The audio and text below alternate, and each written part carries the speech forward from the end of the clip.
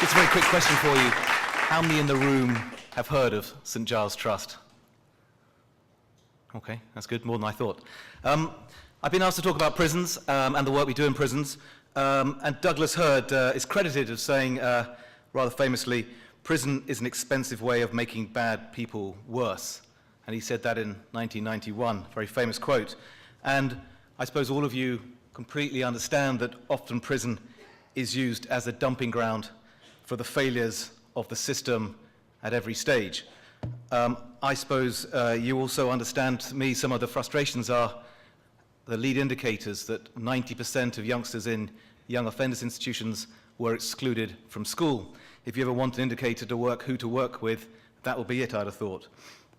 A lot of people we work with are very complex, damaged, and have been let down across the spectrum of their lives at every point by a huge variety of people, both public sector, families, friends, the whole works.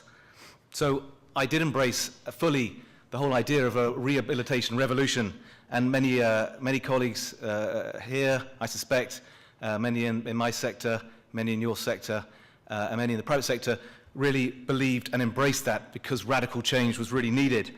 And I suppose what I was hoping to get out of a rehabilitation revolution was the chance for us all to work better together. It sounds corny, but actually in reality that very rarely happens. And the great reality is it'll only work well when we do. The problem we often face is that our clients aren't sophisticated enough to get the best out of the system. I suppose the other thing that really strikes me is that no sector has all the answers. Public sector doesn't have all the answers, my sector certainly doesn't, the private sector doesn't. But actually when you mold them together and you put the best bits, the world-class bits from the statutory sector with some of the really great stuff from the private and from the not-for-profit sector, you can get dramatic and far better results. I suppose one of the things that we always face is that our clients often feel like a pinball in that machine, bouncing around the system. And Lord Ramsbottom rather started a rant at me once by just saying, Rob, it's all pants. And I thought Lord Ramsbottom was a bit more intellectual than that, or at least I thought so. And he said, well, Rob, what I meant was people are not things. So I think of Ramsbottom and I think of pants.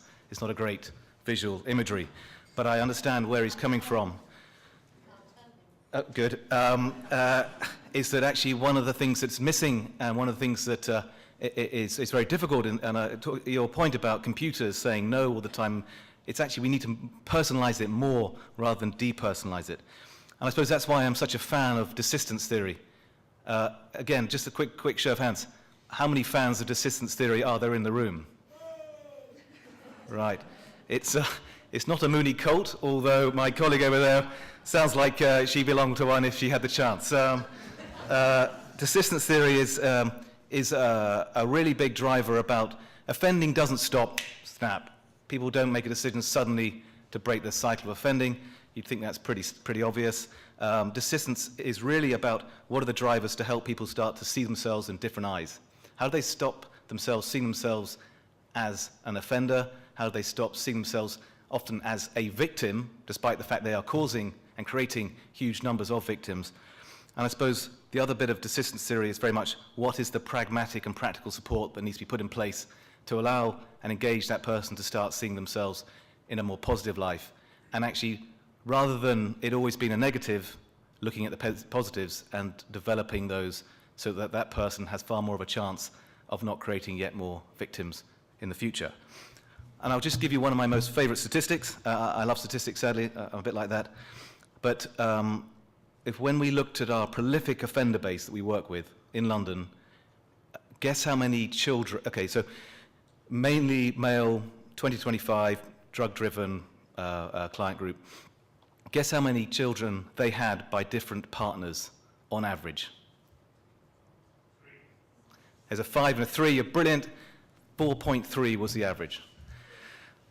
Which just goes to show that theory, if you ask enough people, you basically get the right answer. And I was staggered by that. This is the problem we're facing, is that a lot of the clients we're helping have come from unbelievably difficult backgrounds. They are the baby P, sadly. Everything in their life is just below thresholds often, or just above thresholds, and you have so limited life chances. So how do we go about working with them to stop them becoming the next wave, having equally or expanding amount of children that are going to create the next crime wave that's going to cause all this sort of harm to society? So I was asked to sort of give you a bit of a background on St Giles Trust, and I suspect I'm one of the few chief executives in Britain who, when they walk around their building, which I like to do, just a couple of days ago, I overheard one of my caseworkers shout with great joy, and this still strikes me. He said, "Wow, I've got a triple arsonist to house." And it made me think, how many people really get excited about wanting to work with a triple arsonist? And I found that fascinating. And I sort of know why, because uniquely, I suppose, for me, a third of my staff are ex-offenders, which puts us in the top category of in using and training and delivering services that are being driven by ex-offenders. And I suppose it's actually our USP, it's our real strength, because I'm employing people who uniquely are able, A, to engage with the clients they're striving to serve, but also they're unbelievably passionate for all the right reasons. So when I say to you that I have a large number of very scary-looking boys and girls come into my office, often bursting into tears, when I first arrived in St Giles Trust 5 years ago, I was slightly alarmed by this. I've got more used to it.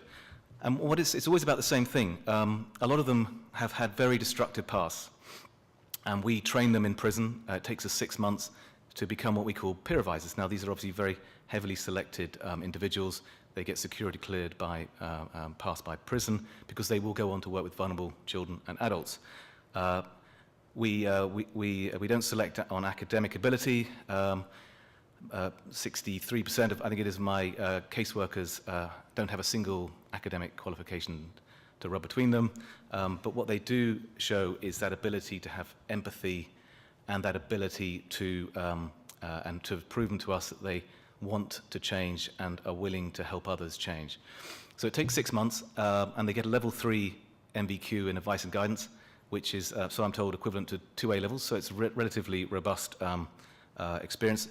As a major employer, it's the minimum level I need, because of the complex nature of the advice and guidance we're giving to very complex individuals, predominantly around housing, which is our bedrock to helping people break their cycle of offending, but it's also around family mediation, how to navigate all the different statutory silos that you are all involved with in many ways. And I suppose where it's got us is the fact that where you utilize an offender and you put them at the center of the solution, and they become involved with these 15,000 clients that we currently work with, you can achieve very interesting results.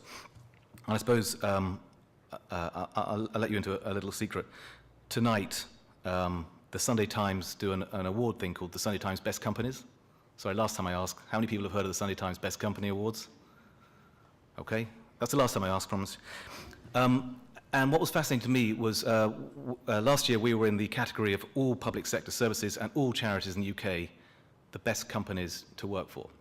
So it's a heck of a challenge. Hundreds of thousands of companies enter, and St Giles Trust, despite the fact that it employs a third who are ex-offenders, which a lot of people think is a very dangerous, scary thing to do, we came 4th in Britain.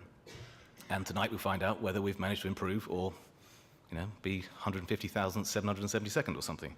But it's interesting to me that actually, and it's a message to all statutory sector partners, that actually where people like ourselves are properly utilized, that ability for our staff, who are very selected, very well managed, but uniquely able to work with some of the most difficult client groups that you can get terrific results.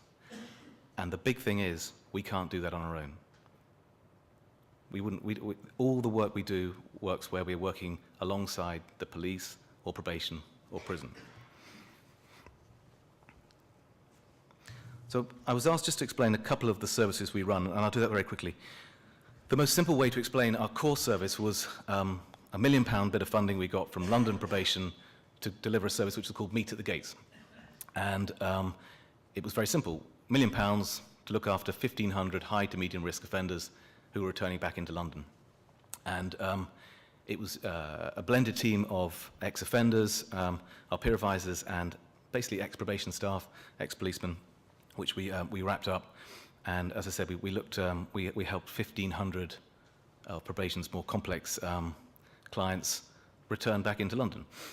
And Sir Gus O'Donnell, or I suppose Lord Gus O'Donnell now, was very interested in this service and wanted to know if we'd had a proper evaluation done.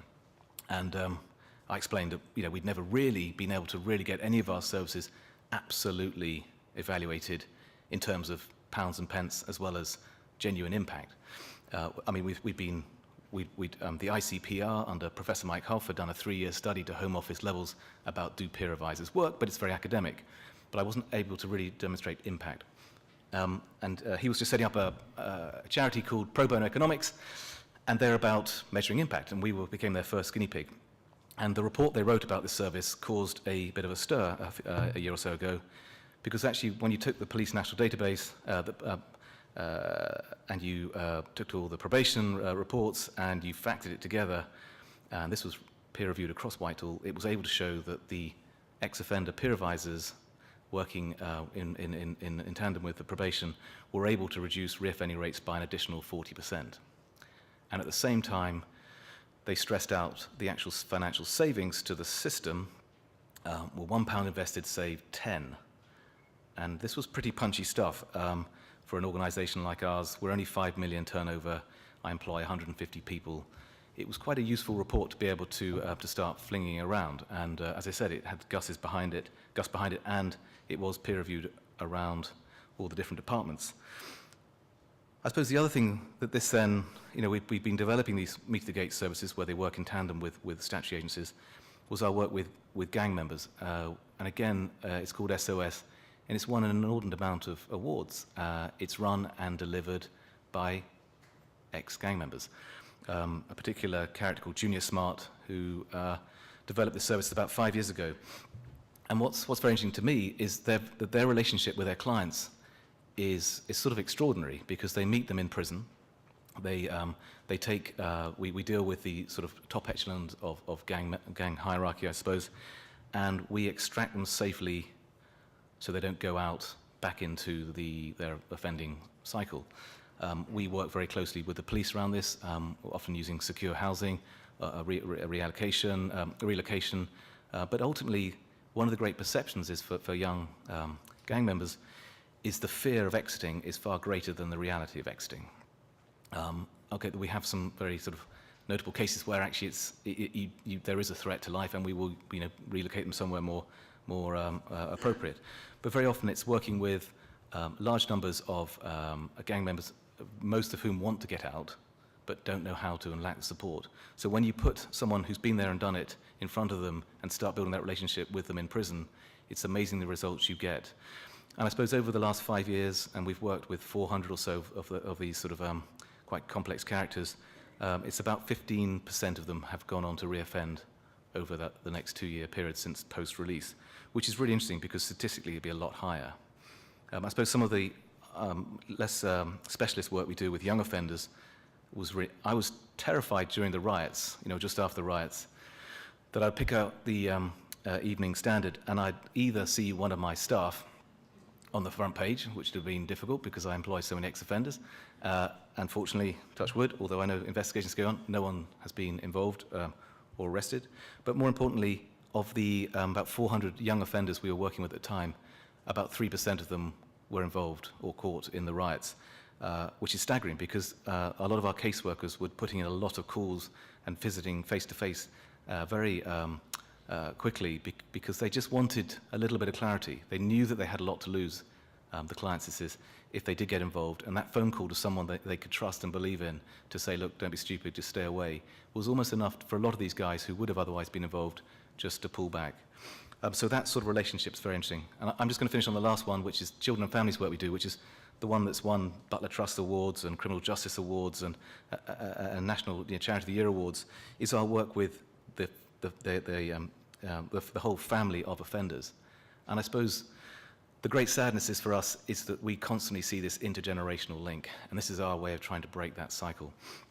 To work with a problematic family for us and get a successful result is about £2,380. To work with a gang member, I should have mentioned this before, to keep them from going back into the cycle of gang membership is about 3,500, and our standard meet at the gate service is about 1,500 if it's done at reasonable scale. But the children and families work is very simple. It's about working with some of the where we were funded originally was in Kent to work with the 100 most complex families. And at one stage we were asked particularly to work in Thanet, and I'll leave you with one statistic. 12% of the families that we were working with in Thanet had been on the Jeremy Kyle show.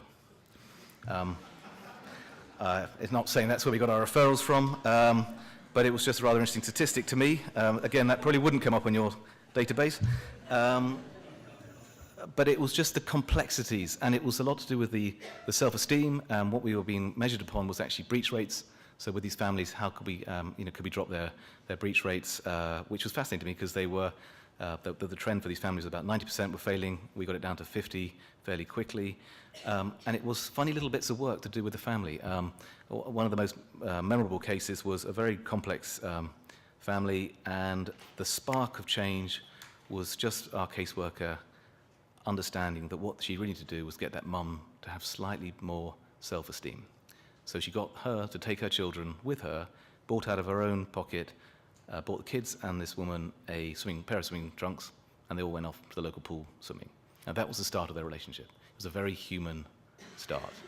That family then, the mum eventually got into paid part-time work, first time that any of her family or extended family seemed to have ever worked, and the kids started to their reading improved. The kid that was excluded from school stopped being excluded from school, and it's a small thing that led to giant strides. And I suppose at the heart of what I'm trying to say is that as a charity, St Giles Trust, what we're trying to do is often put the offender at the centre of the solution. Thank you for listening.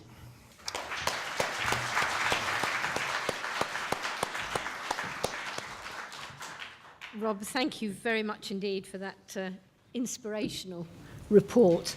And I think I see Diana at the back, if she'd like to come forward, because maybe we've got 5 minutes for questions. Okay? 5 minutes for questions, I'm told. Yes. Quickly. Thank you. Thank you. Rachel Cragg, Swiss Berkshire Council. I just wondered, obviously through St Giles Trust you do have quite close working with local authorities, and I just wondered if there are any specific blockages that you've identified with working with local councils. Yes. It's some of the blockages are not so much to do with the local authorities, but to do with, say, probation, where our specialisation is we use ex-offenders to deliver our work to the most complex client groups. And sometimes we are not allowed to use some of our ex-offender staff on those services because of some sensitivities around using ex-offenders to work with other offenders. I suppose partly I'm sympathetic to some degree around the fact that if someone's on licence, arguably you could say, well, they're on licence, and how can they then be helping someone else who's also on licence? Isn't it a bit of a high risk? I suppose my answer to that would be actually our most effective caseworkers are often those that have just been released from prison because they're unbelievably dynamic, very, very credible, and particularly with the prolific offenders, because actually they can visibly see someone who has changed and actually then start to see through the desistance theory, if you want to be it, that actually they too can see themselves in a different light. I suppose that's our biggest barrier in some ways. Okay. Any other questions? While Diana is coming up to the stage, I would urge you to read Rob's biography in your booklet. It is absolutely fascinating, and to see where he is now from where he came from is truly inspirational. So thank you again, Rob. Thank you very much.